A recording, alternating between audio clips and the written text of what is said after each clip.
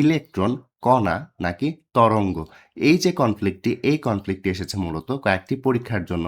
যেমন ইয়াংয়ের দ্বিচির পরীক্ষা, electron holography পরীক্ষা এবং ইলেকট্রনের অপবর্তন পরীক্ষা প্রমাণিত করে যে ইলেকট্রন হচ্ছে তরঙ্গ। অন্যদিকে ক্যাথোড রশ্মি পরীক্ষা, কম্পটন ইফেক্ট এবং ফটোতড়িৎ ক্রিয়া প্রমাণিত করে ইলেকট্রন হচ্ছে কণা। অর্থাৎ কিছু পরীক্ষার মাধ্যমে শক্তপোক্তভাবে প্রুফ হয়ে যায় ইলেকট্রন তরঙ্গ, অন্যদিকে কিছু পরীক্ষার মাধ্যমে প্রমাণিত হয় ইলেকট্রন কণা। এখন কথা হচ্ছে ইলেকট্রন আসলে কি, কণা নাকি তরঙ্গ?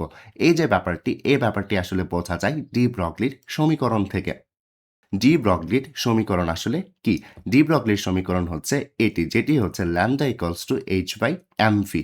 এখানে ল্যামডা হচ্ছে তরঙ্গ দৈর্ঘ্য, এইচ হচ্ছে প্লাঙ্কের ধ্রুবক এবং এম হচ্ছে ইলেকট্রনের ভর, যেখানে ভি হচ্ছে ইলেকট্রনের বেগ। অর্থাৎ এইখানে এমভি হচ্ছে ভরবেগ, ল্যামডা হচ্ছে তরঙ্গ দৈর্ঘ্য, এইচ হচ্ছে প্ল্যাঙ্কের ধ্রুবক। এখানে বলে রাখা ভালো, ভরবেগ হচ্ছে কোন একটা বস্তুর কণা ধর্ম, অন্যদিকে ল্যামডা হচ্ছে কোন একটা বস্তুর তরঙ্গের ধর্ম। তো এই যে সমীকরণটি, এই সমীকরণ থেকে এটা ক্লিয়ার যে কোনো একটা বস্তুর ভরবেগ অর্থাৎ কণা ধর্ম জানা থাকলে তার যে তরঙ্গ দৈর্ঘ্য সেটাও বের করা যাচ্ছে। অর্থাৎ কোনো একটা বস্তুর যদি হচ্ছে ভরবেগ বা কোনো একটা ইলেকট্রনের ভরবেগ যদি আমরা জানি, সেটা হচ্ছে তার কণা ধর্ম, অন্যদিকে তার তরঙ্গ দৈর্ঘ্য যদি আমরা বের করতে পারি, সেটা হচ্ছে তার তরঙ্গের ধর্ম।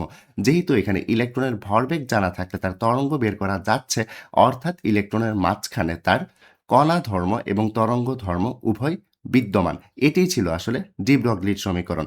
এই ডি ব্রগলির সমীকরণ এটাই বলে যে ইলেকট্রনের কণা এবং তরঙ্গ ধর্ম উভয় বিদ্যমান থাকতে পারে।